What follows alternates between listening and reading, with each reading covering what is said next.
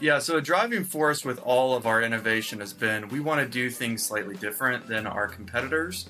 So if you've completed a disc profile or Myers-Briggs or Hmm. Enneagram, those are some of our key competitors. The typical journey in that is you complete some questions and a questionnaire, could be very long, could take up to an hour and a half, and then that journey ends whenever you get a PDF report. And often those PDF reports die in a desk drawer, or they may get printed, or you just forget about them on your computer. And they're not really used on a day in and day out basis. So, what we really wanted to do is make behavioral insights stand the test of time, are more usable. And we do that through dashboards, more customizable reports that can be generated on a company basis, or insights that can be more contextualized based on if you're using it to make decisions about your money or your finances. Welcome to the AI Marketing Navigator, where we simplify AI marketing to keep you ahead of the curve. Brought to you by Digital Pop, delivering AI marketing automation so your small business thrives. Here's your host, Alex Carlson.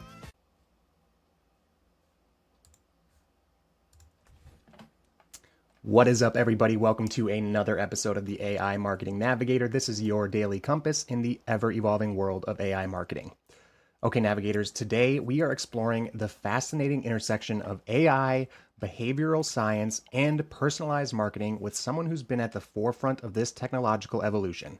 Our guest today is Ryan Scott. He is the head of product at DNA Behavior, a company that has transformed from traditional personality testing to an AI-powered behavioral intelligence platform. Ryan brings a unique perspective shaped by his 15-year journey at DNA Behavior, where he's helped the company evolve through multiple iterations to become a leader in applying behavioral insights to business and marketing.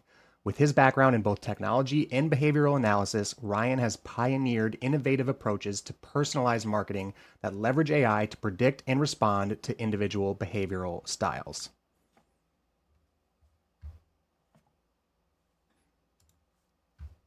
So, today we will explore how DNA Behavior is using AI to revolutionize personalization, discover the journey from conventional personality assessments to AI driven behavioral predictions, and we'll learn practical strategies for implementing behavioral intelligence in your marketing efforts. Ryan, thank you so much for being here today. Welcome to the AI Marketing Navigator. Thanks, Alex. Happy to be here. Awesome. So let's dive right in just with a little bit of history on the journey of DNA Behavior. You've been with DNA Behavior now for 15 years. So you've got to witness the evolution from, a traditional personality testing based platform to now an AI driven platform. So can you walk us through that journey a little bit? Maybe the beginning of DNA Behavior, touch on that, and then the key milestones that have kind of brought you guys to where you are today.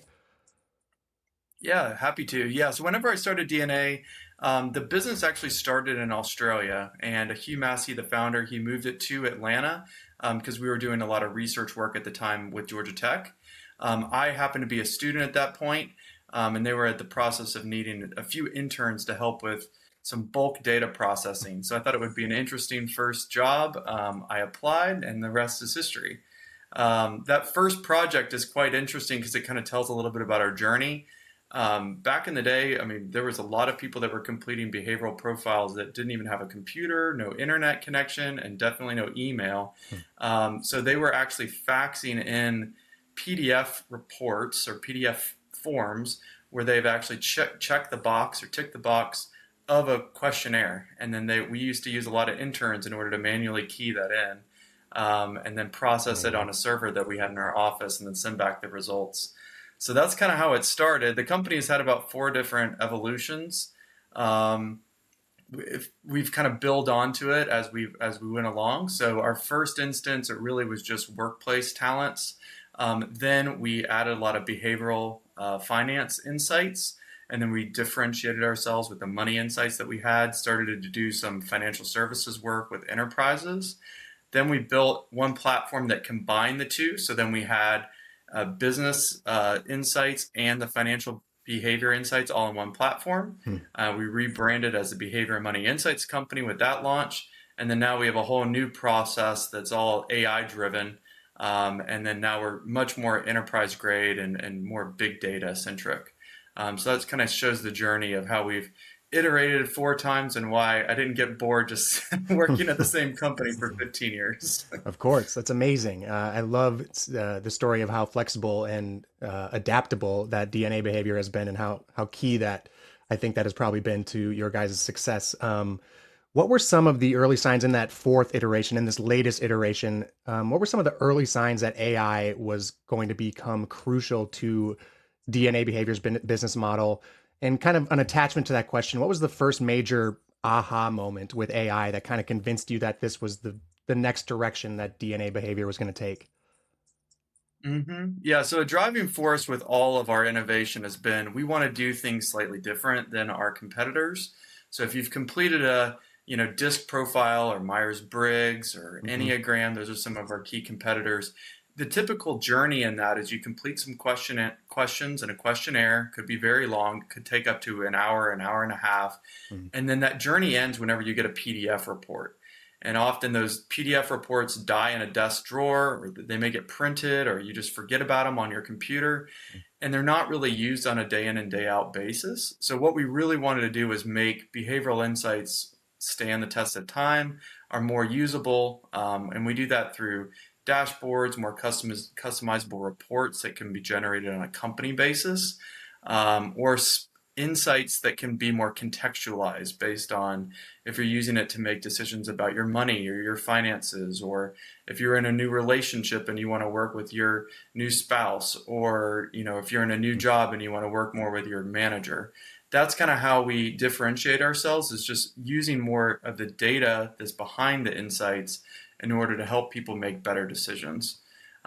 So some ways that we've used that and some early signs of how AI can be leveraged is that if you imagine in our business, it's a B2B to B business. Mm. So there's an intermediary. You have an affiliate that's typically the coach or consultant.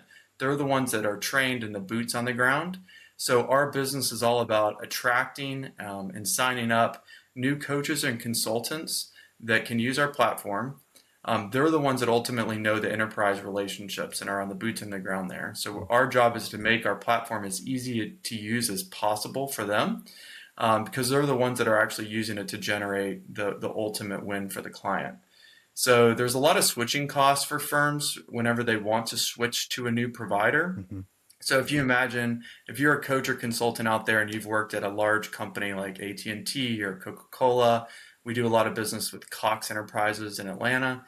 They could have thousands of DISC reports or Myers-Briggs reports for all the employees there. And it's all spun into that language. So we knew early on that if we could build a translator or an approach to import in other reports into our system, it immediately reduces the friction and switching costs. The other issue that you would have is a leader or a manager may be interested in using the insights, but they have only gone to training, with DISC profile, or Berkman is another one that's quite popular. So they would only know the insights names and the unique styles and profile types in that particular language. And we've used AI a lot to contextualize our insights with what they're used to seeing in these other platforms. So we started to see these like early signs of like, wow, if we could use AI to really speed up the sales and marketing of our platform, we could grow our market share quite quickly. So we've kind of gone on that journey quite a lot. And then we've started small with doing support features that we can talk about later in this chat, Sure. and we've kind of built on from there. Amazing. I want to dive a little bit more into what it looks like organizationally when you take on AI as an organization. You've described the team at DNA Behavior as highly innovative and creative, and having a bit of a philosophy of banging the desk about adopting AI when it comes to its importance. How important has that organizational culture been in successfully implementing these AI solutions that have been so impactful in managing all of this disparate personality data that you just talked about? Yeah, so we use our insights on our own team and our own business. Hmm. So one thing that we've realized is that there were some people that were on our team or have been along for the journey that weren't really suited for the fast pace and innovation that really AI brings us. Is Interesting. that we had to make some hard decisions and choose people that are very adaptable in order to be on the team long term. So that's one of the things that's been really interesting with using our own insights and AI is it's quite frightening for some people if they're hesitant to change or resistance to new tech. That's really difficult to find a spot for them in a smaller tech company where you're constantly innovating. And then Hmm. along the way, we've just had to, work around a lot of limitations with some of the models and, costs and some of these AI tools. And we've, just learned a lot of lessons with that. Amazing. You mentioned the kind of the costs and the limitations with the LLM. What other challenges still kind of remain in the field of as far as behavioral prediction and even with these advanced AI capabilities, what are some of the obstacles that are still in front of you? What data challenges specifically still remain?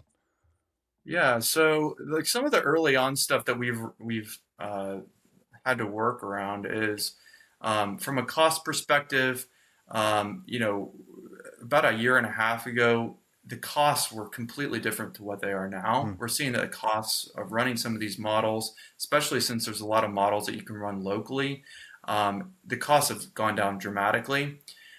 So whenever we first were starting, I think that we didn't really understand how to do things on a smaller scale just to test it out, or we were doing it in the wrong way, maybe processing too much data or using, having LLM models, scan huge documents where we really just needed a quick answer.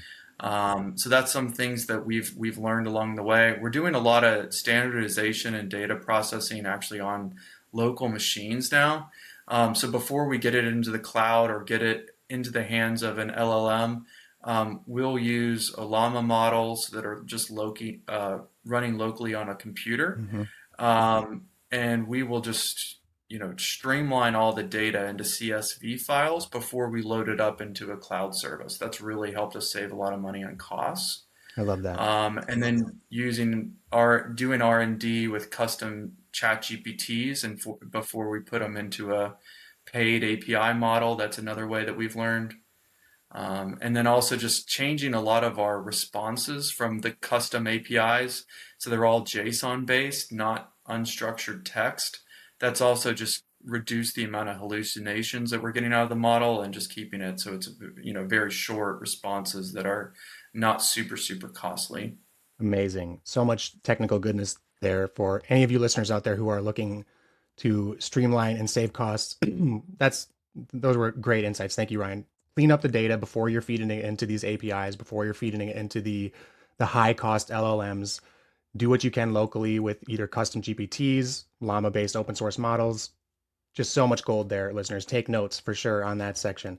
Let's move into a little bit more of DNA behaviors.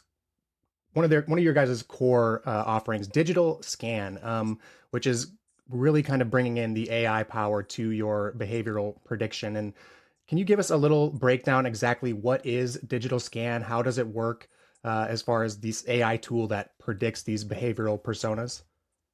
Yeah. So if you think about our business, let's just take a step back about what the data that we have and what we're trying to do. So traditionally, our business, as I was mentioning at the beginning of this call, was very much just individuals going in, completing questions in a long questionnaire, and then those get stored in a database.